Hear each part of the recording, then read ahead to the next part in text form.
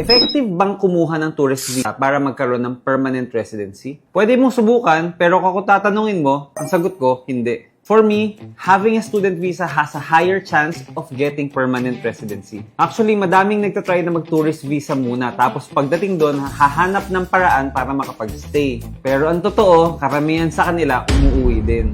The truth is, madami sa kanilang hindi nakakahanap ng legal way to stay. So, ending, umuwi din sila. And worse, pag nag-overstay ka, pwede ka ding ma-blacklist. Kaya pag student visa yung pinili mo, mas structured yung proseso. You get a study permit, may work rights habang nag-aaral, and then pwede ka pang mag-stay after you graduate. So, kung magtutourist visa ka, mataas ang risk at wala namang pathway. Kaya kung seryoso ka sa permanent residency, choose a visa na may structured pathway. Hindi shortcut ang hanap natin kung hindi yung sure step.